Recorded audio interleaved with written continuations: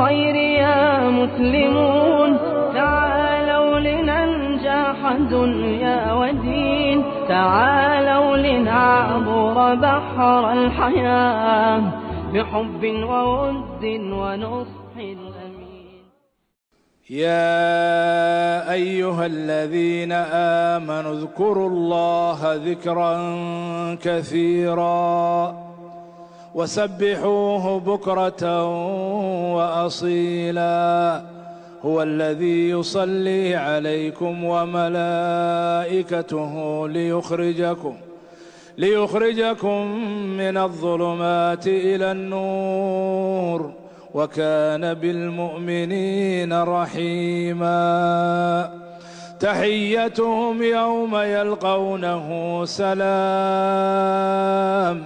وأعد لهم أجرا كريما.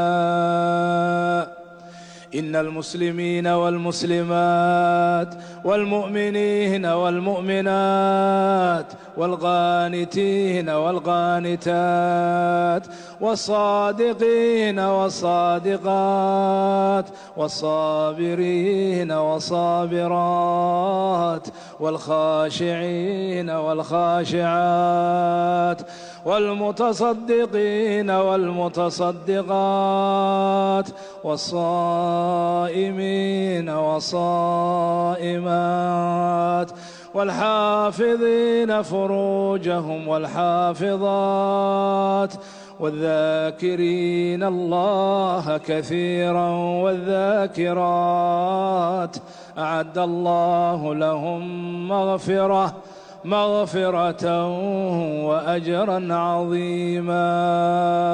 والذاكرين الله كثيرا والذاكرات men and women.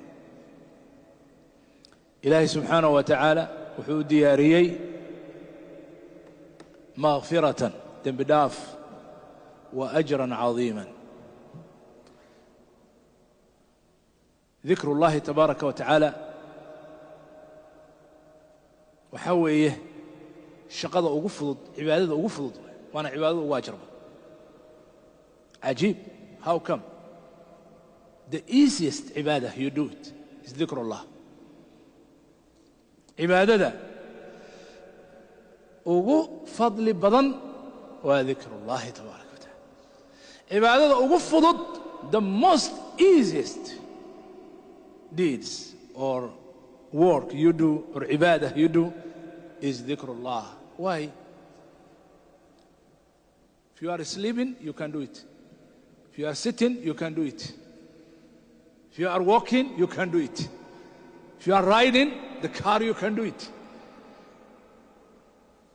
If you are waiting for somebody in the school or in the reception, you can do it. Wherever you can do dhikrullah tabarak.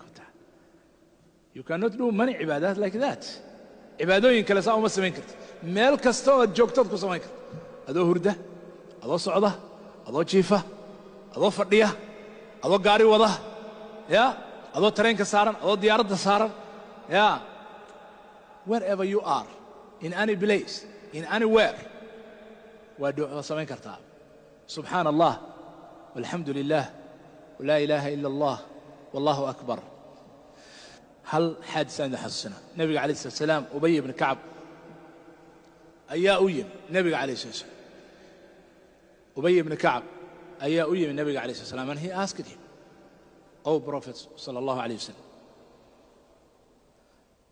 صلاة ديدا means عبادة ذكر جيجا.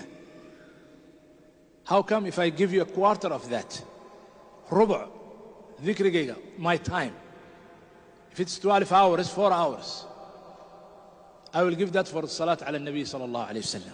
اللهم صل وسلم على نبينا محمد وعلى آله وسلم. He said, that's good. وفي عنتها. هدات كبدي سنة عليك وفي عنتها.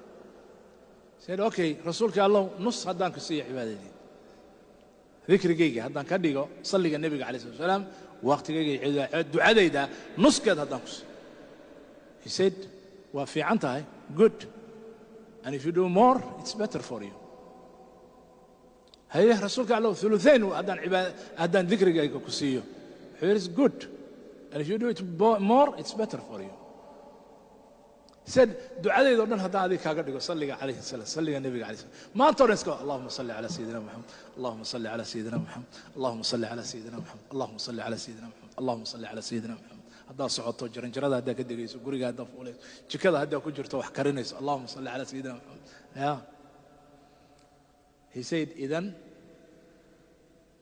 tukfa hammuka wa tuqda hajatuka haddaad saas yeesho hamigaagana ilaahay uu kaa qaadi ma haminaysid stress forget about it yeah the disease of this time carruurtii gabdhihii wiilashii kulli waxay kuna stress we have stress yeah pressure yeah no pressure no time no stress at all if you make salah ala nabi sallallahu alaihi wasallam you have no stress.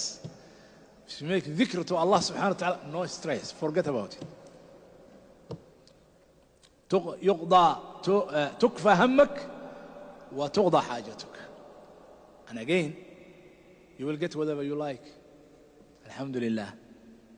إذن ذكر الله تبارك وتعالى وحوي أسبابته وقوة المحبة إلهي لغو هلو